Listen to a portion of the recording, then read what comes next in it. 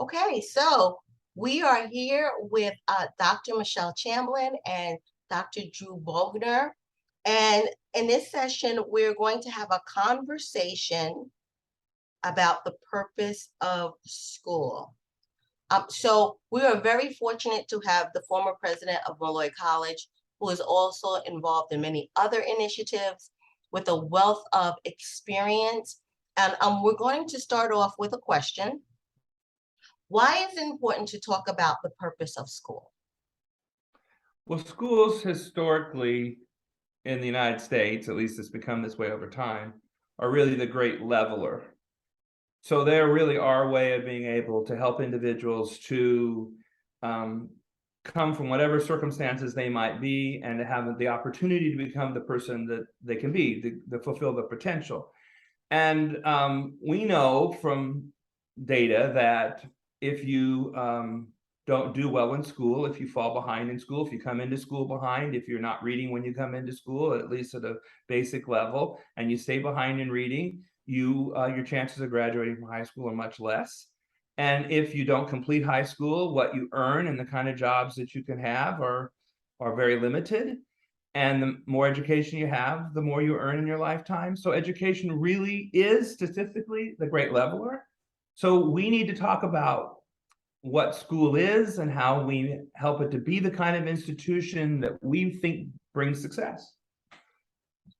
Okay, so when we think about the purposes of schools, there are different purposes for the American school. And so as we are in a class that really looks at theory deeply, what are some of the different backstories? So I teach another course in this curriculum, and I always say that there's a backstory to the curriculum. Yes. And based on the theory in which the author enters in, the curriculum is going to look different. So, for example, reading. There are so many different ways to teach it because the backstory of the person who wrote it, they have a theory about it. So could you talk about theory and perspective and how there's so many different purposes and sort of engage us in that line of thinking? Yeah, so let's just talk about that. So there are so many different purposes for school today. And in fact, that's what makes teaching such a challenging job is you're balancing so many different purposes in terms of what the school is attempting to achieve with the young people that are in their charge. And those purposes didn't all exist at the beginning in America. They happened as American society changed through different kinds of historical impacts, and different purposes were added along the way. So if you go back, it's important to realize that the public school concept was birthed in the United States. Mm-hmm. So if you go back to the beginning, there wasn't a public school system. There were schools, and they were of many different types. And generally, the only people that were educated were white children that were boys. So girls, if they were educated, that happened in the home, or that happened in a dame school where a woman would take in other girls and educate them. And so if there were schools, it was limited. And if you were a person of color, you weren't allowed in school. There are a few exceptions at the beginning, but that's pretty much the case. So along the way, as we became a country, there was this concept that we needed to have schools to educate citizens. So it was a democracy. You wanted people who had some level of education so they could contribute to and be a part of the democratic process. So you find Thomas Jefferson writing about that, John Adams writing about that, and that idea became embedded in the conversation of what do we need to do as a young nation so that we can fully live out this dream, this experiment of being a democracy. Now, granted, again, we're not talking about everybody contributing to democracy. At that time, only some white people could vote based on whether you had property or not. So we just have to keep that as a backdrop. So that was part of the conversation. So I live in the town of Franklin, which is where Horace Mann was born. So Horace Mann is considered the father of public schools because he was a state legislator in Massachusetts, and he was the head of as the commissioner of education for Massachusetts. And Massachusetts was a state that had many publicly funded schools. And he saw this as, if this was what we had in Massachusetts, the rest of the country should be that way. So in the mid 18th century, that movement really took hold. So every week I pass this statue of Horace Mann and I think about this purpose, that it's not just about learning the rudiments of like writing and arithmetic, the 3 R's, reading, writing, arithmetic. Of course, we couldn't spell back then, since 2 of those don't start with an R. But that idea of learning the basic skills you needed to be able to operate in society. So on one level, that is fundamentally what schools have always been in all cultures, are a place where you learn what is the bottom base essentials to be an active member of society. So layered on top of that, in the mid 18th century, was this idea that we needed schools across the country, compulsory education across the country, so that we could educate people in terms of being a citizen. So that was the first purpose. The second purpose was there with forming you to be a citizen. So that meant you had to learn other things. You had to learn American history. You had to learn the stories of America. You needed to understand science and how the world was constructed. So all that was part of what we looked at. The next major wave is the Industrial Revolution. And as industrialization happened, we became less of an agrarian society, and these jobs were created, and it became seen as important that what schools were doing was to educate people to be able to be employed. So that became another reason, and other things layered on top of it. And part of what layered on top of it was this wave of immigration that happened. And what was interesting about this wave of immigration is that it was European immigration. So they were white. So what had happened in the school systems as it was being formed in the 18th century is that in the South, prior to the Civil War, it was illegal to teach a slave how to read and write. And then after the war, there was, except for that little window of Reconstruction, as the school systems are being built, they had separate schools with separate levels of instruction for the Black students in the South.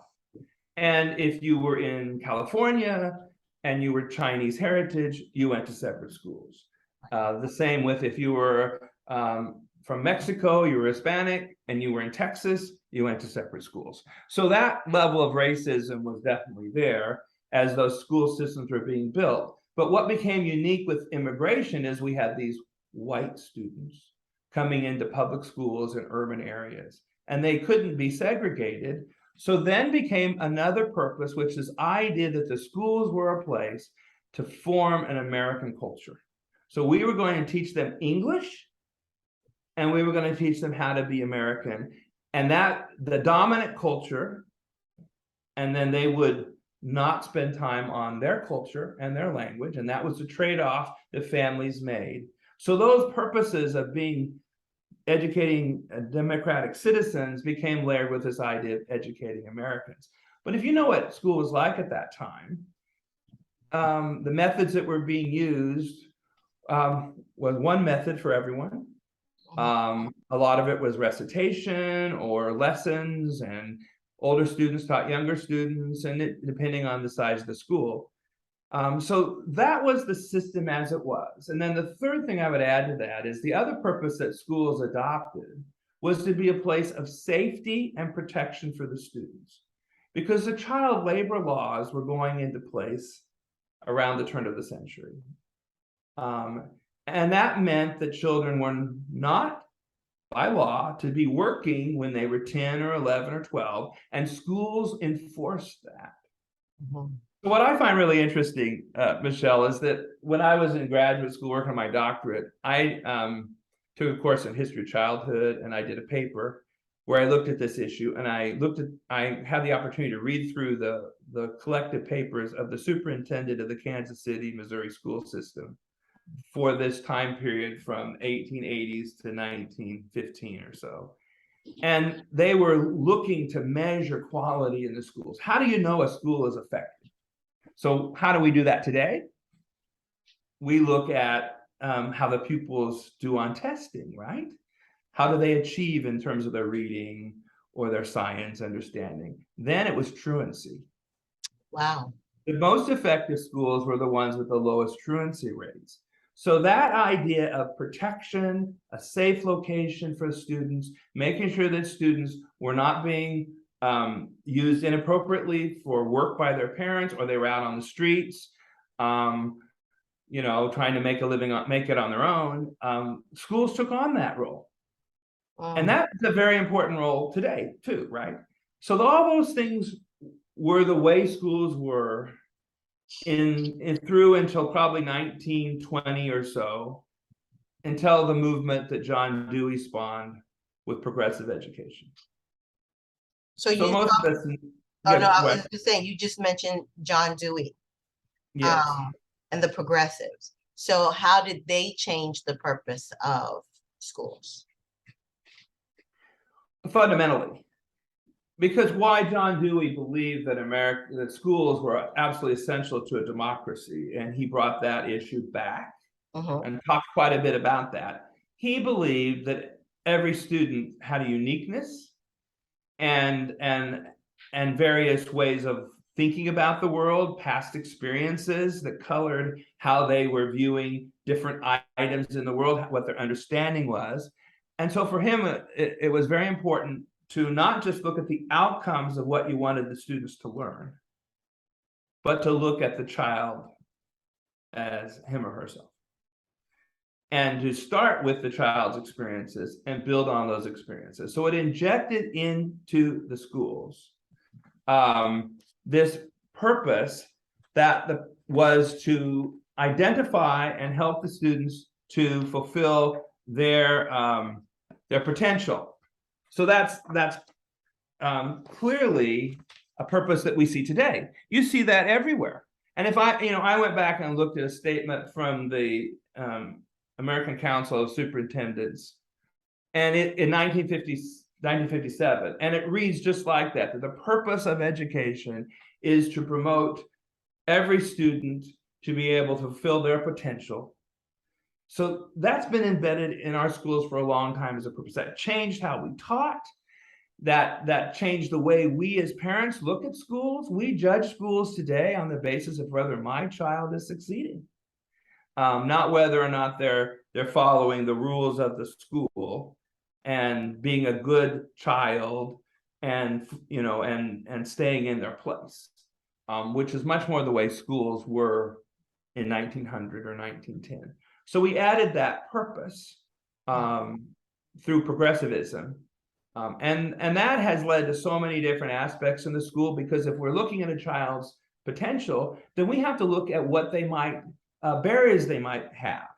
So whether those barriers are the way in which they process information, so learning styles or learning disabilities, and also the barriers that might exist from poverty or systemic racism or all those other barriers. And so as we play out the purposes of school, as we dealt with issues of civil rights, schools took on another purpose. So after, yeah. So civil rights. So how did that change the purpose, or how did that add to the purpose of school? I think in one way, it's important to understand that the schools were prepared for that in some ways because of the progressivism in Dewey. But it took a whole series of court decisions, starting with Brown versus Board of Education, that said that separate but supposedly equal schools were sufficient. And that was just the beginning of it. There are hundreds of court decisions and so much legislation that changed that, including the Civil Rights Act, which was seminal, which gave the federal government the authority to inject federal law into the practices of schooling in America and the education of young people. So because we were reading about the difference between federal, state, and the Board of Education. So federal legislation opens the door where the federal government now is saying they can make decisions for states, and that states have to adhere to those regulations, correct? Correct. So it's really based on the 14th Amendment that talks about equal opportunity and under the law. And so these things have been layered on top of it. So it's constitutionally based. And I mean, you know this, that since the Constitution does not specifically give the federal government any control over schooling or education, the responsibility lies with the states. However, the federal government has responsibility to make sure that our citizens are treated fairly under the law. So therefore, all children, regardless of race or now physical disabilities or learning disabilities because of the Disability Act, all these other things have been layered onto that the federal government has a role in. And you can think of all the things that historically have happened with that, where the federal government has taken over school districts, where they have mandated certain practices. And still today, there's legislation on that that's still appearing. So that changed things again, added a whole nother series of responsibilities. So schools have really become a focal point for building a society that truly has some equality built into it. And schools have become a place for that. And then added to that, I'll just add one thing more to that, Michelle, is that included in that is the federal government's responsibility to look at equal opportunity based on social economic factors, in addition to the ones that I mentioned. So there's a lot of law on that. So the federal government injects a lot of money into schools to deal specifically with that issue of providing more parity for social economic inequalities. And schools have a necessity to try to mitigate those kinds of issues as well. Right. So on a K through 12 level, we have things such as Dignity for All Student Acts. We have what you have to take in order to become certified. And so all of the pieces that you mentioned, there is teeth to that for us in certification, that we realize that, and that there are also things that will happen to a school district if they do not abide by that. So for those people that are interested in higher education, how does the purpose of school and the context of Dewey and the purpose of school? So it's a two-piece question. One, how does those purposes conflict with each other? And then can you bring us to higher education and tell us a little bit about that and how they conflict in higher ed? Because the parameters of higher ed seem to be, from the perspective of K-12, seem to be not as stringent. And I could be wrong about that viewpoint. Well, it's a similar story in many ways, because most every private institution was originally a faith-based institution in the United States, and including Harvard was a faith-based institution at the beginning. So they have a certain trajectory, and their trajectory really was to educate individuals that had a moral background based on that particular religion. So that was the idea there. And then the public institutions, Thomas Jefferson founded the first one, University of Virginia, in 1820. And so the public institutions spread across the country. Land grant institutions, maybe you've heard that term, was the federal government setting aside land that then they could use that land to build the university and to fund the university. But it was separate but equal again, because in the South there were separate colleges and universities for students of color. So the historically Black colleges are those institutions. So you see all of that. But these laws that we're talking about, they also apply to higher education. So higher education institutions cannot discriminate based on all those same factors. So if you looked at an institution like Malloy today, Malloy has a very large department that helps students who have learning disabilities, physical disabilities. We have tutoring, we have all these various things.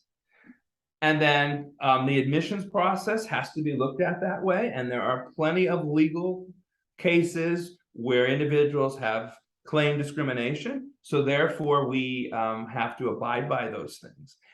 The difference in some ways is that while there are federal requirements, and I have had colleagues of presidents that have had to deal with those things, where they like very pertinent to us is also Title IX, for instance. There's a Higher Education Act, and the Higher Education Act has these various titles. Like Title IX talks about not discriminating on opportunities on the basis of gender.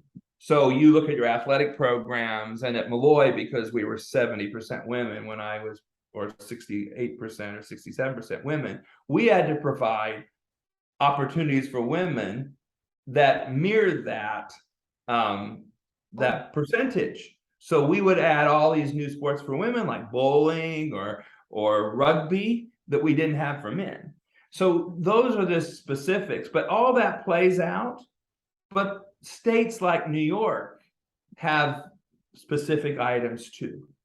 So for instance, how colleges have to handle sexual harassment, the state laws were more stringent than the federal laws. So it can vary by the state you're in, but we mirror it in many ways. Our purposes are different. You know, the public institutions were founded to educate citizens who would help the republic. So that's why they had programs in engineering or medicine or law and all those other things. But a lot of that's fallen away. So the purposes of higher education are much more transactional to the individual now. We have much less of the larger, more noble purposes happening in higher education today than we used to. And I'm afraid that in K-12, there could be an eroding of that as well. So the purpose becomes just teach the basics so they can get a job. And that's some of that is happening. Right. So, but on higher education, that transition happened some years ago. So you said that transition happened some years ago. So do you believe that for many places in higher ed, the purpose you have the purpose of teach for a job and teach for other purposes to be a better person, that those have come into conflict and that we're moving towards just for the job purpose? I'm not sure I'd say they're in conflict Okay. as much as that there's been changes in missions for colleges. You know, so many of the private colleges are not church-based anymore. Right. So that bolstered those broader, nobler purposes that you were expected to go out in the world and be a person of good character who would make a difference in the lives of others. You know, whether if you're a Christian, that you would use those Christian tenets to care about your neighbor. Most of the private colleges are less religious than they were. Many are not religious. They don't have a religious tie anymore. And in the state institutions, that sense that you're educating citizens hits up against that same headwind of ideology that's playing out. So right now, there are, for instance, in Florida, there is a law that was proposed that said that public colleges and universities were expected to survey students. Students could decline to take the survey as to their political ideology and point of view. And then they had to also discuss whether or not they thought that they were giving an opportunity to have that ideology included in the curriculum. And then depending on the results of the survey, the state could intervene. Wow. Wow. So when you look at your decision making, because we are going to be looking at that in this course,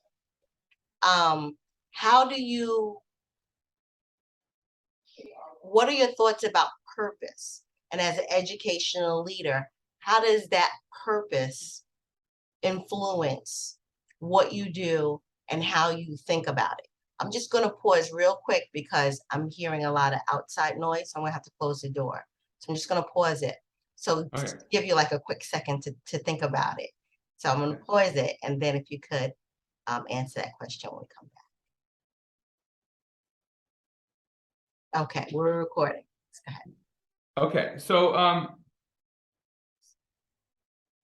whenever you make decisions within whatever organization, particularly those organizations that deal with a public good, so all education is a public good, which means we know that what we're doing is for society. Individuals, but we operate by helping specific individuals in order to help society. So we know that, but we have to understand we're a public good. So therefore, we were formed to help society. All colleges, universities, all educational institutions are that way. So we have a broader purpose, and we have to know what that broader purpose is, and we have to clearly identify the broader purpose so that we attend to it. Otherwise, it will get lost. So therefore, we have mission statements, and we have to attend to those mission statements, and then we have to make sure that our plans, our strategic plans, all the way down through what we require of the students on a broader level, reflects that. And so that's really important. There's a however to that, though. And the however is that with the intensity of the underfunding of schools and education in America, that it gets harder and harder to attend to all those things. And quite frankly, in college and universities, that's really what you're seeing, is that the leadership of the colleges is spending so much time making sure that it's a going concern, that they are attending less and less to that factor. I'll just tell you one quick story. So I had this idea for a book about that would focus on the speeches that we gave to students throughout their college experience that talk about these greater purposes. So I reached out to a colleague of mine to collaborate with me on the book. And then we reached out to, I don't know, 40, 50 colleagues as a start and asked them to send speeches that we would include. Well, a lot of them didn't get back to us, but those who did, most of them told us, almost all of them told us they didn't have any of those speeches. Wow. Wow. So we pivoted from that book to a different attack of the same topic, but it really struck me as, and some of them were really very honest with me, were honest about that. And they said, well, I really don't have any of those. And if I did give those remarks, they were all extemporaneous. And I would think about how I spent so much time developing those remarks to deliver those remarks. So I really do think it is symptomatic of what I was discussing, Michelle, that there's a lot of pressure to make sure that students are coming in and they're graduating and, you know, they're getting certified and licensed and all those other kinds of things that colleges and universities do. Okay, so you have definitely covered a lot. So are there any final comments for this particular recording that you want to add before we sign off? Well, I just maybe at the end, I could just maybe summarize the purposes that I see for schools today, because I think that's really important that we focus on that. So we know that at a base level, one of the purposes is to make sure that all the students who go through our schools have the basic skills necessary to be a member of society. So that's what people focus on sometimes. That means they know how to write and read, they know how to do math, and we also want them to have a basic knowledge of those aspects of the world. So they have to know geography and history and science and all those kinds of things, right? So that's one level. Then we also know that schools are expected to educate you as to what it means to be an American. Right.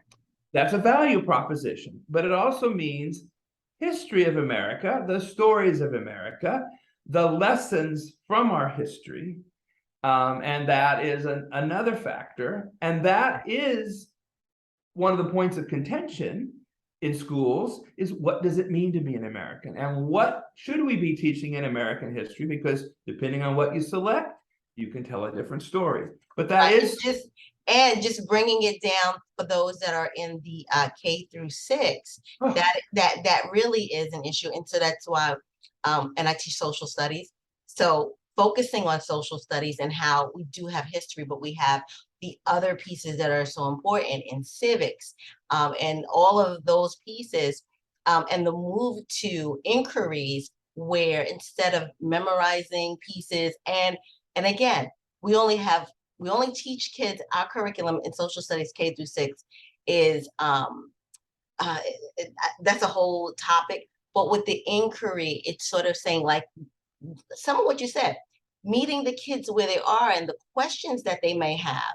And then from that question, searching through American history to find those answers. Yeah, So yeah. the new wave of thinking, because it's trying to bring back the purpose of um, making you American, but illiterate in understanding some things. But then how do we do that when there's so much information and so much narrative, and that we have historically recorded history from one very particular lens. And then when we teach children, it's even more narrow. So we don't tell the stories. So that resonated with me. So that's another No, we don't. purpose. Right. Well, you're really speaking about the most modern purpose of education, because what now we have to do, because there's so much information and so much knowledge, we are not a knowledge dispenser anymore. So what society expects from us is to educate individuals who have certain skills and abilities, and part of that's so that they can be employed, which is one of the purposes of school, but also so that they can function in society. So that means being able to read and write and communicate. And communicate means a lot more than it used to. It means that you know how to use this machine in front of us. You know how to find information. You know how to judge information. You know how to problem solve. You know how to be a team member and a leader. It means all of those things. And it also means understanding what it means to live in a diverse community and a diverse world, and how to operate within that diversity.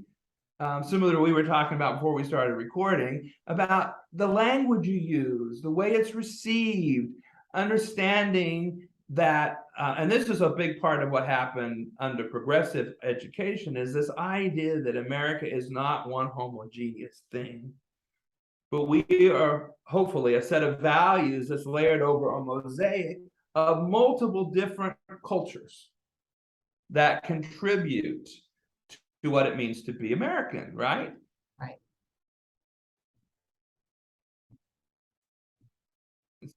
So you have to learn how to operate in that. So you have to learn how to operate in that. You froze just a little bit. So I just Yeah, I know. But what I was saying is, and I want to reemphasize it, that didn't come through. We view America differently than we used to 100 years ago. It's not one homogeneous culture that you must assimilate into. That was the idea in the school systems in 1900. Today, what we do is we teach people that there are values, there's things about our country, our history that everyone didn't experience, but we're built on this mosaic of multiple different cultures. And so to me, I just have to say this, one of the most fundamental changes that I've seen happen is the way in which we have taught about these different cultures and asked for respect and understanding. So I'll just say this last thing about that, is that every year since in the early 60s, UCLA does a study of college freshmen as to their viewpoints on all kinds of different things. Malloy was a part of that survey. And 300,000 freshmen every year. So they have longitudinal data. So if you went back 20 years ago, what would college freshmen say is the most significant issue in our country? 20 years ago? 25 years ago.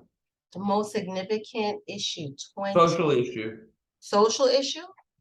Yeah. 20 or 25 years ago? Wait, social issue. 20. We've just been talking about it. So it's racism. Oh, racism. Okay. So if you ask today, they don't even have that in the top 5 or the top 8 or 10. To them, the biggest social issue is income inequality. Mm, So I really believe, and if you watch how kids operate today in colleges, you can really see it. So they don't see diversity as something that they should avoid.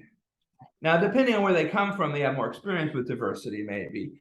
But they see diversity so much broader than just your race or the color of your skin. They're looking at diversity of religious or your gender identification or all these other kinds of things, and they all have friends in one of those categories that's diverse. right. Um, so so those things have changed. Mhm. Um, so hello. You're not frozen. All right. So the last thing, just to remind people that also schools are places of safety and protection for students. And boy, that's a big issue today.